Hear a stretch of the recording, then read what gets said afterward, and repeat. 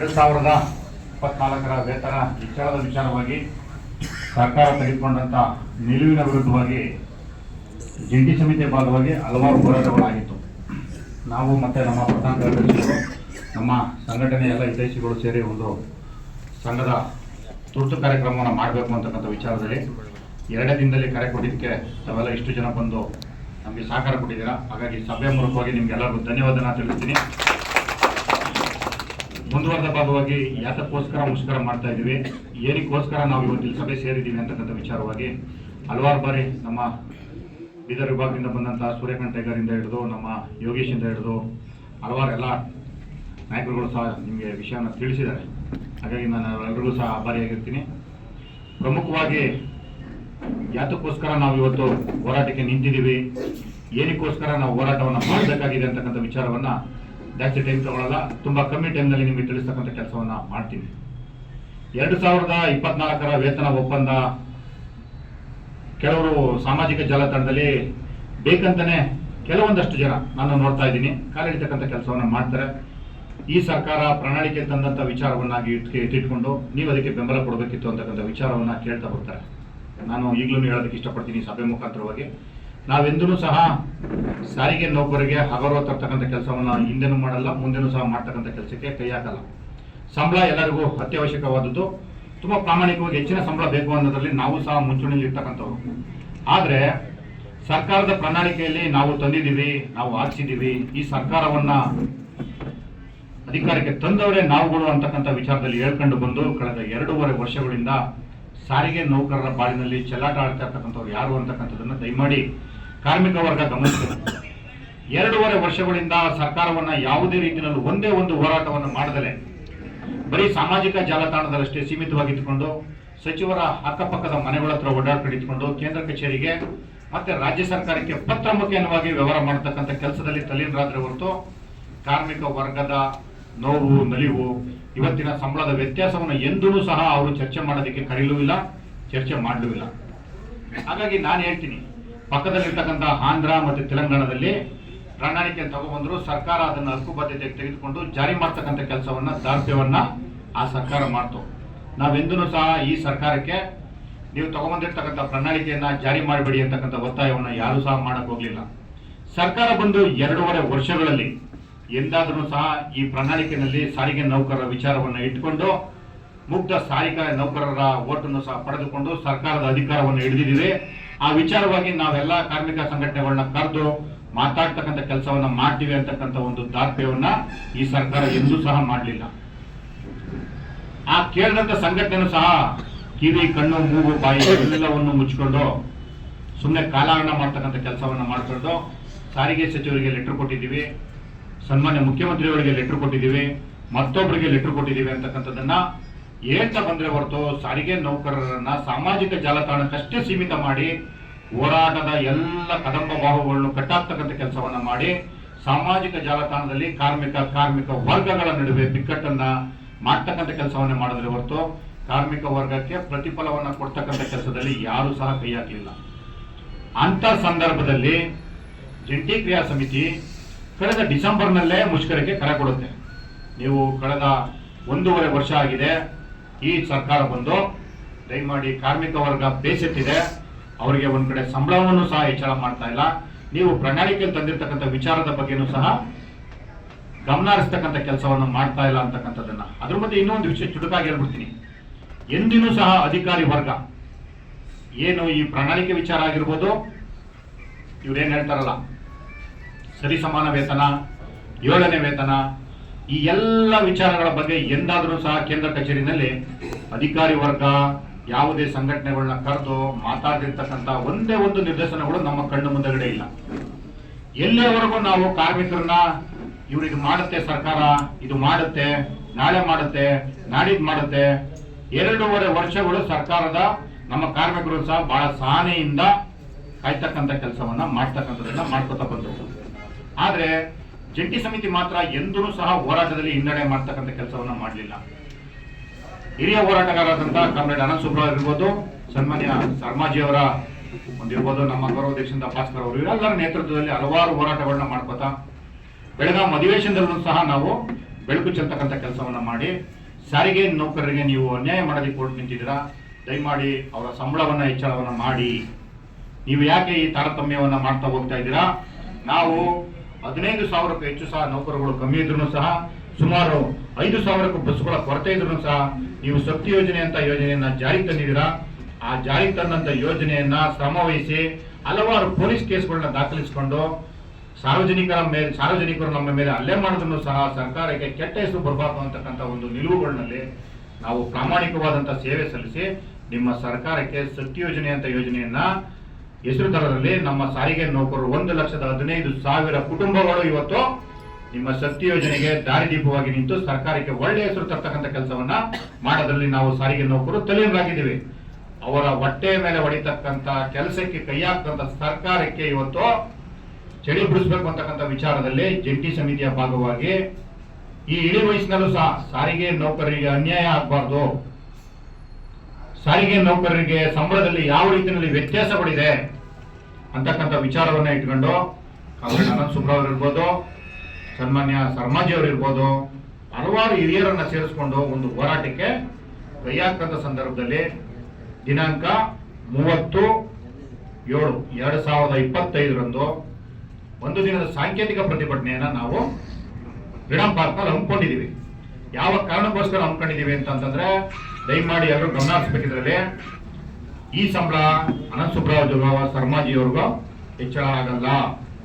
ಕಾರ್ಮಿಕ ವರ್ಗಕ್ಕೆ ಸುಮಾರು 50 ವರ್ಷಗಳ ಕಾಲ ಕಾರ್ಮಿಕ ಸಂಘಟನೆಗಳನ್ನ ಕಟ್ಟಿ ಕಾರ್ಮಿಕರ ಒಡನಾಟದಲ್ಲಿ ಬೆಳೆದು ಕಾರ್ಮಿಕರಿಗೆ ಎಲ್ಲ ರೀತಿಯಲ್ಲಿ ಶಕ್ತಿ ತುಂಬುವಂತ ಕೆಲಸವನ್ನ ಮಾಡಿದಂತ ಸಂದರ್ಭದಲ್ಲಿ ನಮ್ಮ ಈ ವಯಸ್ಸಿನಲ್ಲೂ ಕಾರ್ಮಿಕರಿಗೆ ಅನ್ಯಾಯ ಆಗ್ತಾ ಇದೆ. ಈ ಸರ್ಕಾರ ಅನ್ಯಾಯ ಮಾಡೋದಕ್ಕೆ ಹೊರಟು ನಿಂತಿದೆ. ಹಿಂದೆ ಸರ್ಕಾರ ವೇತನ ಪರಿಷ್ಕರಣೆಯನ್ನ ಮಾಡಿ 38 ತಿಂಗಳ ಹಿಂಬಾಕಿಯನ್ನ ಕೊಡ್ತೀನಿ ಅಂತಕ್ಕಂಥ ವಿಚಾರವನ್ನ ಇಟ್ಕೊಂಡಿದ್ರು ಸಹ ಶ್ರೀನಿವಾಸ ಮೂರ್ತಿ ಕಮಿಟಿನಲ್ಲಿ ಅದರ ಉಲ್ಲೇಖ ಆಗಿದೆ.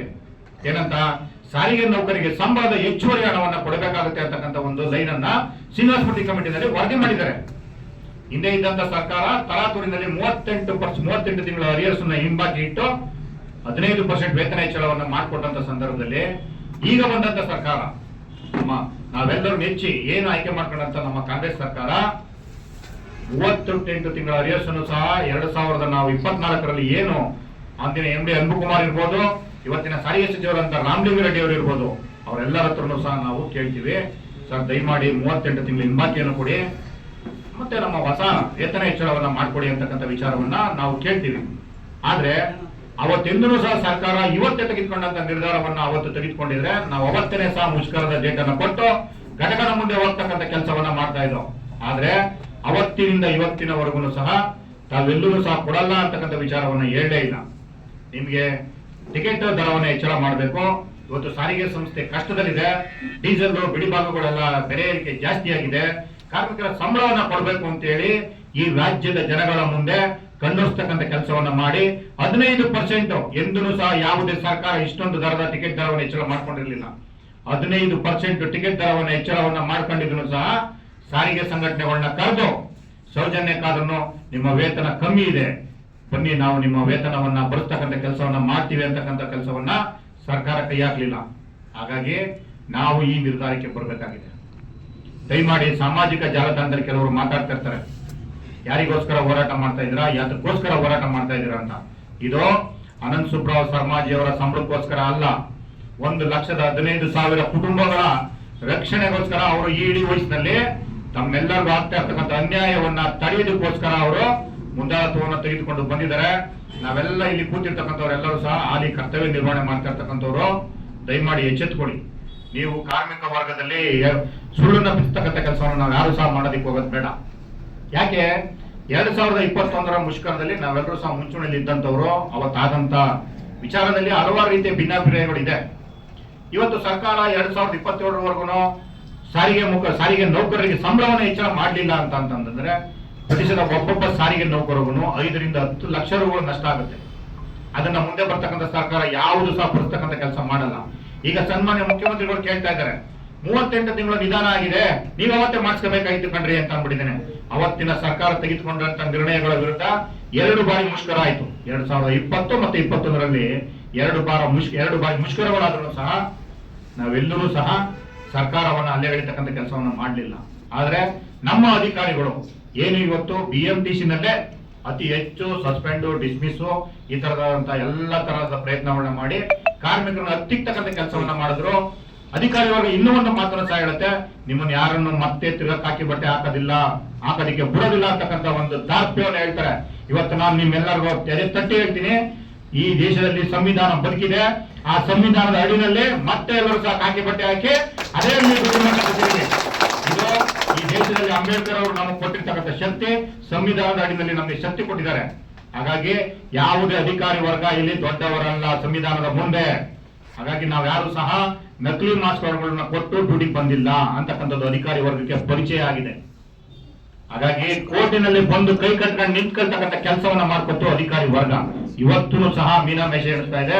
ನಮಗೆ ಕೊಡಬೇಕಾಗಿರ್ತಕ್ಕಂಥ ಸೌಲಭ್ಯವನ್ನ ಕಟ್ ಮಾಡೋದ್ರಲ್ಲಿ ಇವತ್ತು ವಜಾಗೊಂಡ ನೌಕರರ ವಿಚಾರದಲ್ಲಿ ಅವ್ರು ತೆಗೆದುಕೊಂಡಿರ್ತಕ್ಕಂಥ ನಿಲುವುಗಳಿಗೆ ನನ್ನ ವಿರೋಧ ಇವತ್ತೂ ಸಹ ಇದೆ. ಆಡಳಿತ ಮಂಡಳಿಯ ವಿರುದ್ಧವಾಗಿ ನಾವು ಈ ಸಂಸ್ಥೆ ಒಳಗಡೆ ಸಹಪಾಠಿಗಳಿಗೆ ಕೆಲಸ ಮಾಡ್ತಾ ಇದ್ದೀವಿ.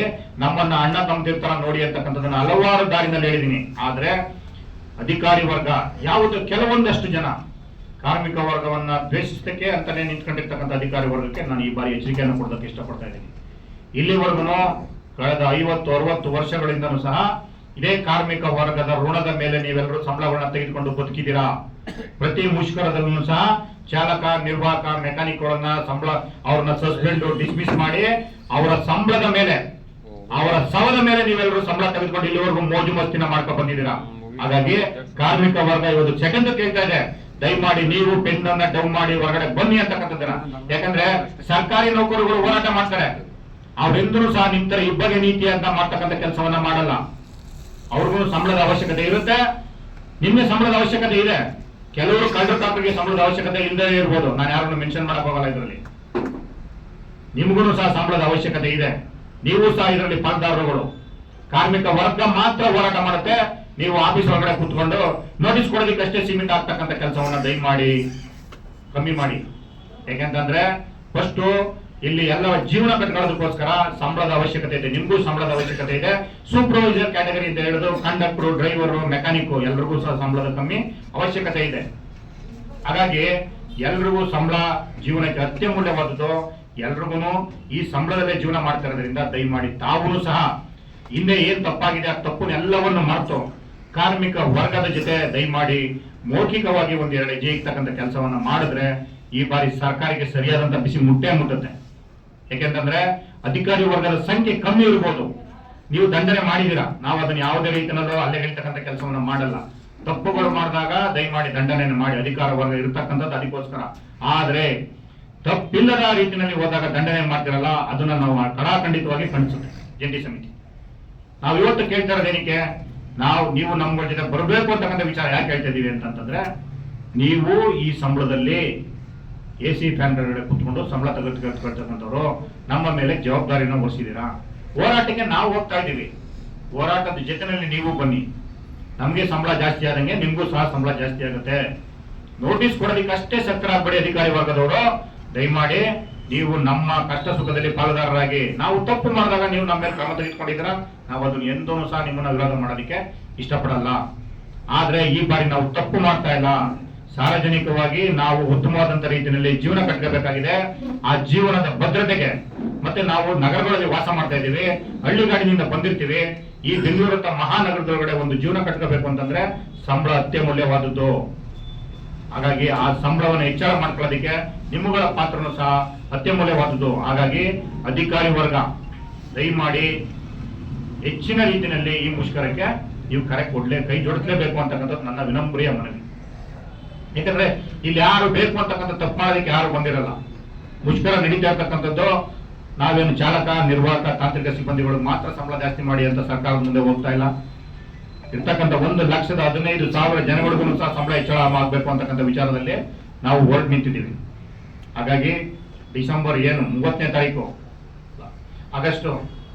ಜುಲೈ 30ನೇ ತಾರೀಕು ಏನು ನಡೀತಾ ಇದೆ, ದಯಮಾಡಿ ಅವತ್ತು ಹೆಚ್ಚಿನ ಸಂಖ್ಯೆಯಲ್ಲಿ ಸೇರಬೇಕು. ನನಗೆ ಯಾಕೆ ಅಂತಕ್ಕಂಥದ್ದೆಲ್ಲ ದಯಮಾಡಿ ಕರ್ತವ್ಯ ನಿರ್ವಹಣೆ ಮಾಡ್ತಾ ಇರ್ತಕ್ಕಂಥವ್ರು, ಫಸ್ಟ್ ಶಿಫ್ಟ್, ಸೆಕೆಂಡ್ ಶಿಫ್ಟ್ ಹೋಗ್ತಕ್ಕಂಥವ್ರು, ಮತ್ತೆ ನೈಟ್ ಆರ್ಟ್ಗೆ ಡ್ಯೂಟಿಗೆ ಹೋಗ್ತಕ್ಕಂಥವ್ರು, ದಯಮಾಡಿ ಎಲ್ಲರೂ ಒಂದು ಅರ್ಧ ಗಂಟೆ 1 ಅವರ್ ಫ್ರೀಡಮ್ ಪಾರ್ಕ್ ಕಡೆ ಹೆಜ್ಜೆ ಇಕ್ಕಿ. ಯಾಕೆ ದಯಮಾಡಿ ಹೆಜ್ಜೆ ಇಕ್ಲೇಬೇಕು ಅಂತ ಹೇಳ್ತಾರೆ ಸರ್ಕಾರಕ್ಕೆ ವರದಿ ಹೋಗುತ್ತೆ. ಸರ್ಕಾರ ವರದಿನ ಪ್ರಕಟ ಮಾಡುತ್ತೆ. ಸರ್, ಅತಿ ಹೆಚ್ಚಿನ ಸಂಖ್ಯೆಯಲ್ಲಿ ಬಂದು ಕಾರ್ಮಿಕ ವರ್ಗ ಸೇರಿದರೆ ಯಾರನ್ನು ಸಹ ಸರ್ಕಾರಕ್ಕೆ ಭಯ ಬೀಳ್ತಕ್ಕಂಥವ್ರಲ್ಲ, ಸರ್ಕಾರಕ್ಕೆ ಬುದ್ಧಿ ಕಲಿಸಲೇಬೇಕು ಅಂತಕ್ಕಂಥ ರೀತಿಯಲ್ಲಿ ಬಂದು ನಿಂತಿದ್ದಾರೆ. ದಯಮಾಡಿ ಮುಷ್ಕರ ಹಾಗೆ ಆಗುತ್ತೆ. ನಾವೆಲ್ಲರೂ ಸಹ ಎಚ್ಚೆತ್ಕೋಬೇಕು ಅಂತಕ್ಕಂಥದ್ದು ಸರ್ಕಾರಕ್ಕೆ ವರದಿ ಹೋಗ್ಬೇಕು. ಹಾಗಾಗಿ ಯಾರು ಸಹ ಈ ಎಸ್ಮಾ, ಸಸ್ಪೆಂಡ್, ಡಿಸ್ಮಿಸ್ ಎಲ್ಲವನ್ನು ಸಹ ಇಲ್ಲಿ ನೋಡಿರ್ತಕ್ಕಂಥವ್ರೆ ಕಾನೂನಿನ ಹೋರಾಟದ ಮುಖಾಂತರವಾಗಿ ಮತ್ತೆ ಕರ್ತವ್ಯಕ್ಕೆ ಬಂದು ಈ ದೇಶದಲ್ಲಿ ಸಂವಿಧಾನ ಇದೆ, ಕಾನೂನನ್ನ ಗೌರವಿಸ್ತೀವಿ ಅಂತಕ್ಕಂಥ ಲೆಕ್ಕಾಚಾರದಲ್ಲಿ ಬಂದು ಎಲ್ಲರೂ ಸಹ ಇವತ್ತು ಡ್ಯೂಟಿ ಮಾಡ್ತಾ ಇದ್ದಾರೆ.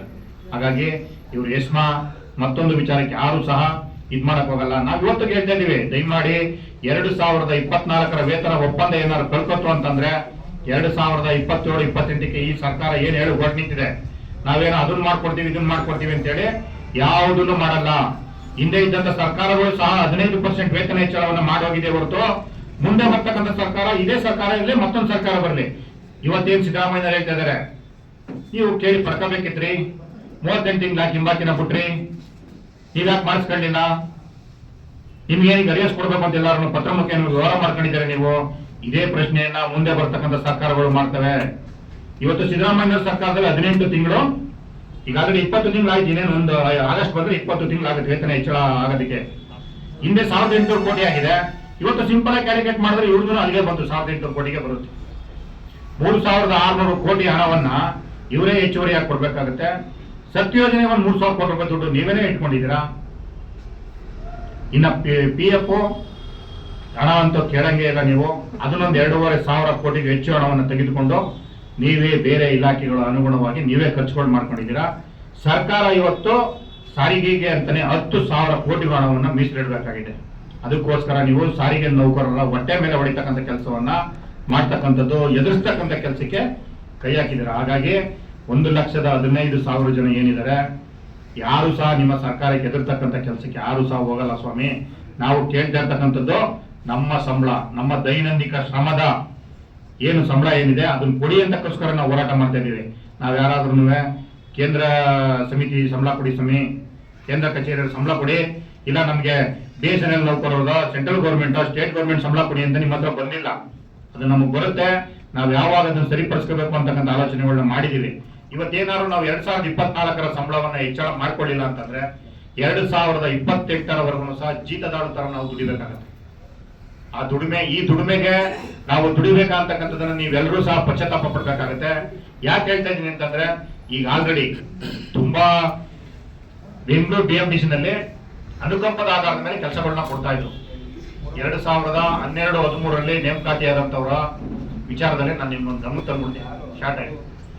ಇಲ್ಲಿವರೆಗೂ ಕಂಡಕ್ಟರ್, ಡ್ರೈವರ್, ಸೂಪರ್ವೈಸರ್ ಕ್ಯಾಟಗರಿ, ಸೆಕ್ಯೂರಿಟಿಗೆ ಕೆಲಸ ಕೊಡ್ತಾ ಇದ್ರು. ಈಗ ಆಲ್ರೆಡಿ ಎಲ್ಲ ಎಲೆಕ್ಟ್ರಿಕಲ್ ಡಿಪೋಗಳು ಆಯ್ತಾ ಇರೋದ್ರಿಂದ ಸೂಪರ್ವೈಸರ್ ಕ್ಯಾಟಗರಿ ಇಲ್ಲ, ಸೆಕ್ಯೂರಿಟಿ ಇಲ್ಲಪ್ಪ, ನೀನೇನು ಓದಿದ್ರು ಡ್ರೈವರ್, ಕಂಡಕ್ಟರ್ ಬಂದ್ರೆ ಮಾಡಪ್ಪ ಅನ್ನೋ ಪರಿಸ್ಥಿತಿಗೆ ಬಂದು ನಿಲ್ಸಿದೆ. ಅರ್ಥ ಮಾಡ್ಕೊಳ್ಳಿ. ಮುಂದಿನ ದಿನಗಳಲ್ಲಿ ಇನ್ನು ಯಾವ ಮಟ್ಟಕ್ಕೆ ಹೋಗುತ್ತೆ ಅಂತಕ್ಕಂಥದ್ದನ್ನು ಸಹ ಆಲೋಚನೆ ಮಾಡಿ.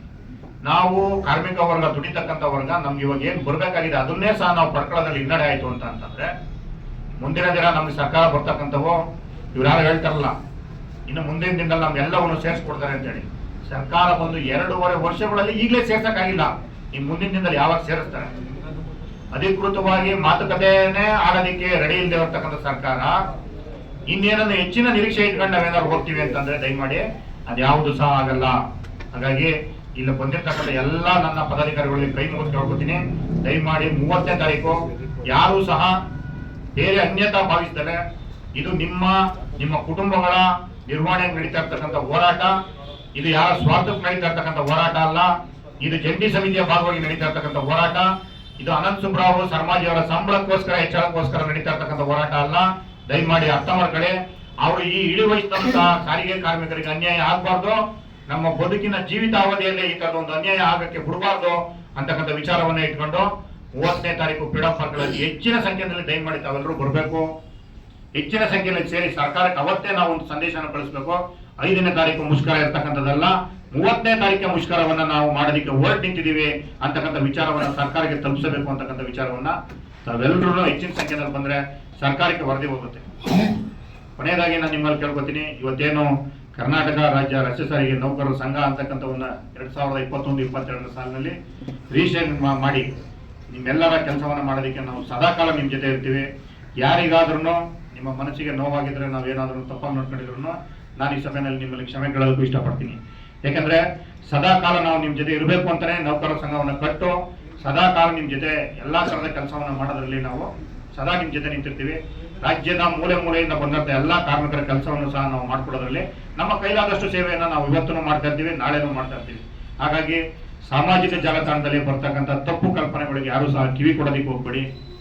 ನೌಕರರ ಸಂಘ ಇರ್ಬೋದು, ನಮ್ಮ ಜಂಟಿ ಕ್ರಿಯಾ ಸಮಿತಿ ಇರ್ಬೋದು, ಸದಾ ನಿಮ್ಮ ಸಾರಿಗೆ ನೌಕರರ ಕಾರ್ಮಿಕರ ಶ್ರಮಕ್ಕೆ ತಕ್ಕಂತ ಏನು ವ್ಯವಧಾನಕ್ಕೆ ತಕ್ಕಂತ ಸೌಲಭ್ಯಗಳು ಸಿಗ್ಬೇಕು ಆ ಸೌಲಭ್ಯವನ್ನು ಕೊಡಿಸೋದ್ರಲ್ಲಿ ನಾವೆಲ್ಲರೂ ಸಹ ಮುಂಚೂಣಿಯಲ್ಲಿ ಇರ್ತೀವಿ. ದಯಮಾಡಿ 30ನೇ ತಾರೀಕು ಮತ್ತೆ 5ನೇ ತಾರೀಕು ಮುಷ್ಕರದ ವಿಚಾರದಲ್ಲಿ ಯಾರು ಸಹ ಮೈ ಮರಿಬೇಡಿ. ಎಲ್ಲರೂ ಸಹ ಘಂಟಾಘೋಷವಾಗಿ ಹೇಳಿ 5ನೇ ತಾರೀಕು ಮುಷ್ಕರ ಆಗುತ್ತೆ ಅಂತಕ್ಕಂಥ ವಿಚಾರದಲ್ಲಿ ಜಂಟಿ ಸಮಿತಿ ಸದಾ ನಿಮ್ ಜೊತೆ ಇರುತ್ತೆ. ಹಿಂದೆ ಆಗಿರ್ತಕ್ಕಂಥ ಯಾವುದೇ ತರದ ಕೈ ಘಟನೆಗಳು ಇನ್ ಮುಂದೆ ಆಗಲ್ಲ ಅಂತಕ್ಕಂಥ ವಿಚಾರವನ್ನು ಹೇಳಿಸಿ ಎಲ್ಲ ವರ್ಗದವರಿಂದ ಎಲ್ಲ ಕಡೆಯಿಂದ ಬಂದಿರತಕ್ಕಂಥ ಎಲ್ಲ ಸಮಸ್ತ ಕಾರ್ಮಿಕರಿಗೂ ನನ್ನದೊಂದು ಸಾಷ್ಟಾಂಗ ವಂದನೆಗಳನ್ನು ತಿಳಿಸ್ತಾ ನನ್ನ ಮಾತನ್ನು